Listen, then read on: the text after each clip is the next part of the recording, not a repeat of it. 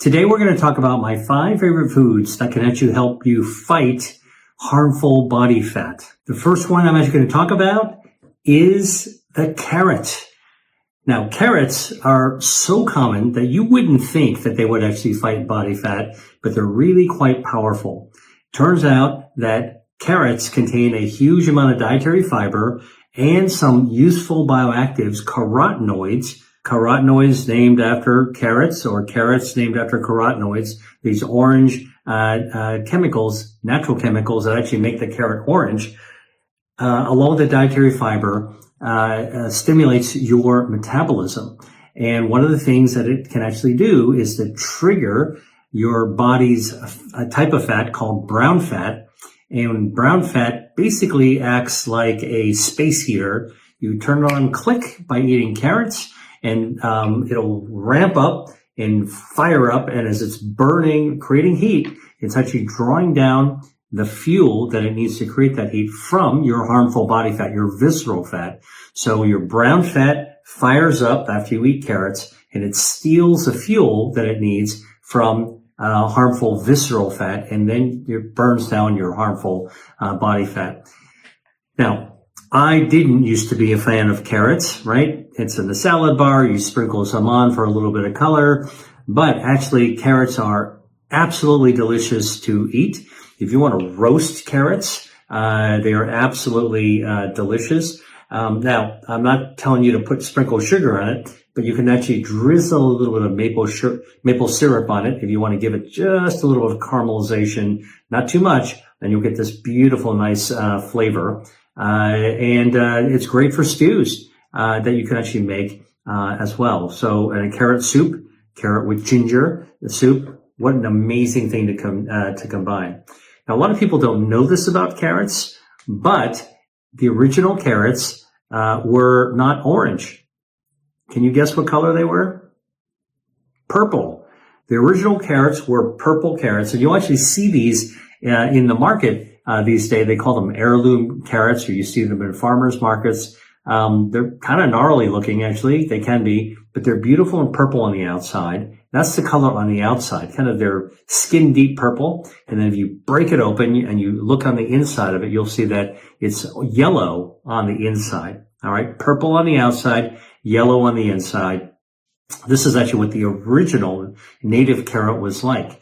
Now, in Europe, farmers started to celebrate the freedom fighter, William of Orange, who actually helped to free the Netherlands from Spanish rule. And William of Orange, to celebrate it, they actually started to breed the carrot to be orange. And that's really this backstory of why carrots became orange. And that's what we see today. The benefit of the original carrot, purple, anthocyanins, also good for your metabolism.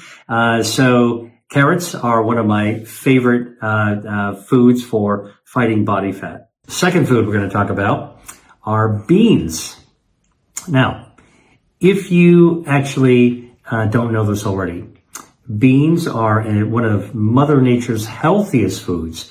If you think about all the foods you could possibly eat, the bean is probably, stands head and shoulders above the other. If you look at all the blue zones, these are the places that my good friend Dan Buettner has discovered where people live to ripe old ages on a regular basis.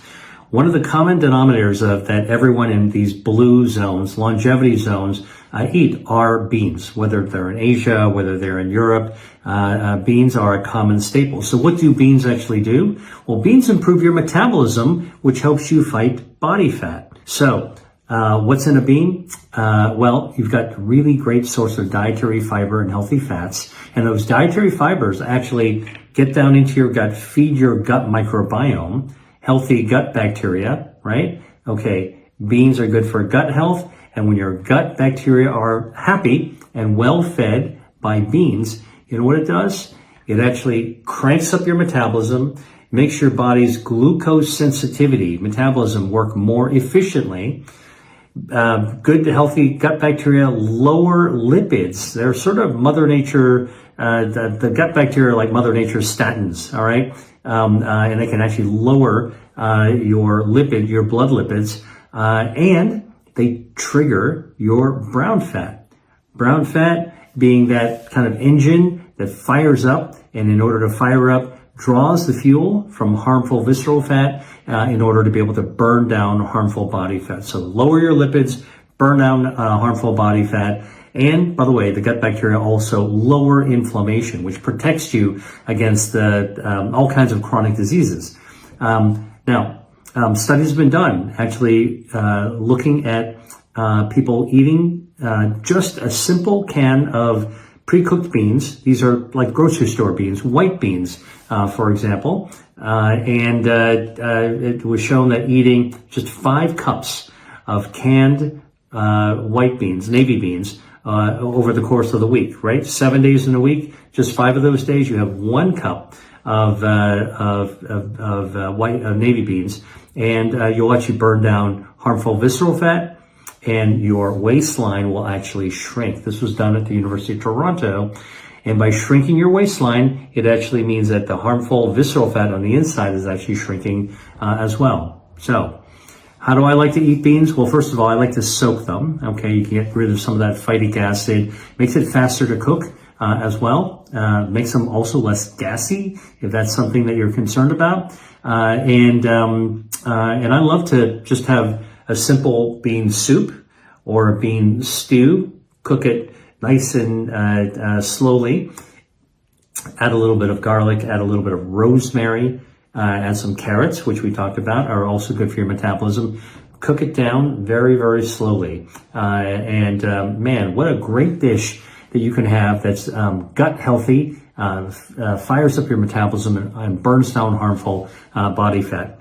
By the way, when you make beans, the best part about it is that usually you make enough so that you would have enough for the next day. So if you're doing it for dinner, making a bean stew, you're definitely going to have enough for lunch or maybe even a second dinner. And beans are one of those dishes, one of those foods that tastes better the second day, even better the second day. All right. So that's the second one of my favorite foods that fight fat. Third food, let's talk about chili peppers. Okay, now I know some of you are saying, I can't stand spicy food. Well, you're probably a super taster. That means that your taste buds are really, really densely packed on your tongue. So even a little bit of chili pepper stimulates all these taste buds. And, it can actually be a little hard to take.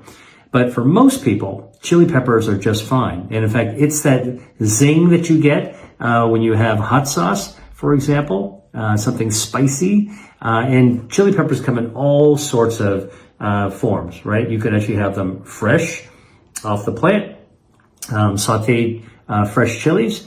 You can have them roasted.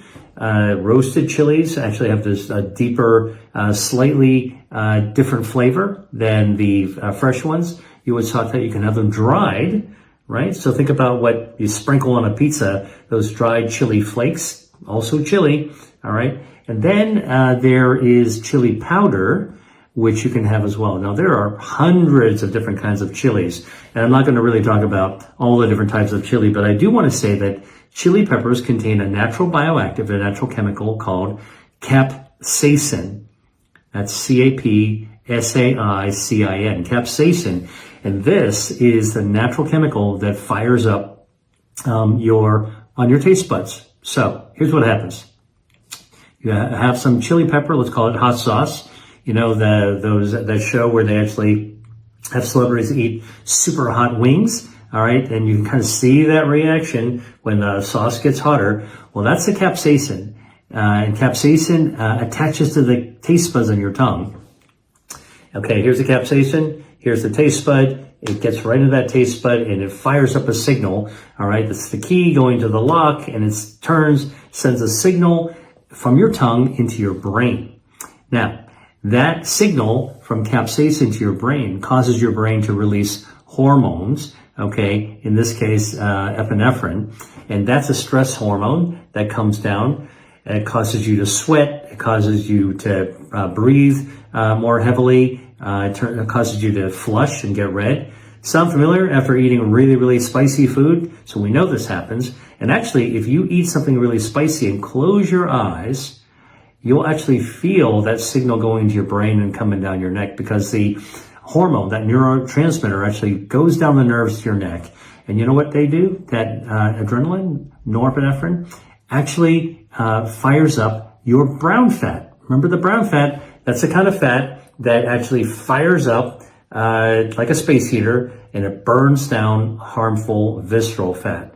So back to the chili pepper. When you eat spicy chili peppers, all right, what you're doing is you're actually firing up your brain. Your brain is then sending a signal to your brown fat, and your brown fat's burning down harmful body fat. I happen to like spicy foods, not too spicy, but spicy enough. It's just sort of part of the joy of eating, have a little different flavor. If you're not sure how to actually look at chili peppers, go to one of these hot sauce stores, and they're a wealth of information about them. But you should try it. It actually is really, really good. A little bit of spice is actually really nice in terms of your metabolism. Okay, next food we're going to talk about. Mushrooms are great for burning down harmful body fat. Now, how does that happen? How does a lowly white button mushroom do this? Well, it turns out that mushrooms are kind of soft, but they're pretty powerful. They contain a natural substance called beta-D-glucan, Glucan. Beta-D-glucan, it's a soluble fiber.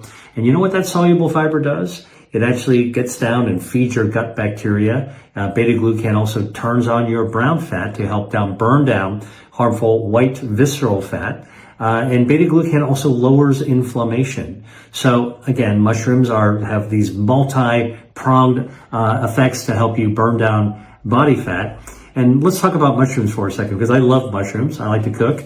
I love eating mushrooms. The beta-glucan is found in fancy mushrooms like porcini, all right, but morels. But beta-glucan is even found in that lowly white button mushroom, all right? So if you go to the grocery store and you buy white button mushrooms, they're very inexpensive. What do we normally do, right? We take them home, maybe wash them off a little bit. Sometimes there's a little bit dirt on them. I highly recommend that. And then we cut off the stem. And I used to throw away the stem and just eat the cap, cook with the cap. But I'm telling you, the beta-glucan is in the cap of the mushroom. All right, so you've got good stuff in the cap, but the stem has twice as much of the beta-D-glucan. All right, so eat the stem as well as the cap. If you're not sure what to do with the stem, you can saute them, or you can make them into a soup. Just put them into a blender. You can actually even put it into a smoothie, kind of as part of, it'll give it a little bit earthy flavor to it. But I will tell you that, or put it into a soup. But beta-glucan in the mushrooms. So white button mushrooms, shiitake mushrooms, maitake mushrooms, oyster mushrooms, portobello, all crimini, all great culinary mushrooms. Now, how come I haven't mentioned the other types of mushrooms like lion's mane, reishi, etc., cordyceps? Because those are medicinal mushrooms, and I'm talking about foods that fight body fat through culinary mushrooms. You should use to fight fat. You should actually eat the culinary mushrooms. Another pro tip that you might not know about is that mushrooms are a source of vitamin D. Vitamin D is really important for immune health and bone health, a lot of other healthy parts. And most people around the world, especially in the Western world, don't get enough vitamin D. So we take vitamin D supplements. But I can tell you that mushrooms are one of the few foods that actually are a source of vitamin D. Hey, if you're enjoying this content, then I know you'll love my guide on the 5 foods that you can add to your daily routine to optimize your fitness. We all know that food is a powerful tool that we can use to elevate our health. And my guide tells you about 5 specific foods that you can add to you and your family's next meal plan. And you can get it for free right now in the caption below. Now, back to the video. All right. So, the human skin can make vitamin D, but we got to go outside in the sunshine. All right. Same deal with mushrooms. If you want to have your mushroom, which is a source of vitamin D, make more vitamin D, you know what you do? Take that white button mushroom, slice it longitudinally, lengthwise. All right. And put all those flat pieces on a plate and stick it in your kitchen in front of the window with the sun coming in. And when mushrooms get a suntan through the window, guess what? They make more vitamin D, just like human skin. So a little pro tip, if you want your mushrooms to do a little bit more work for you, in addition to burning down harmful body fat and fueling your gut health and lowering inflammation, you want your mushrooms to actually give you a source of vitamin D. Slice them open and give them some sunshine as a way to actually do that as well.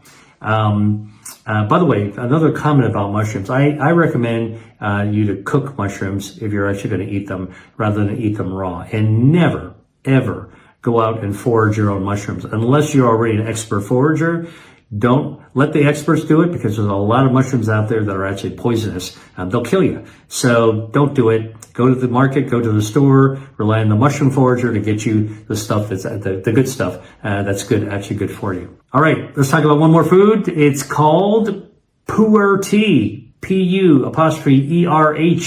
Pu'er tea comes from a small town, used to be a village called Pu'er in southwest China. And this is actually a fermented tea. It's a probiotic tea, if you can believe it or not. It is roasted dark. It's kind of a black colored tea, very dry, and it's got this smoky flavor to it. I love it. And in China, they actually sip pu'er tea after dinner as a digestive. All right, helps you digest your food. And it turns out that this fermented tea was used for trading, like on the Silk Road, thousands of years ago, because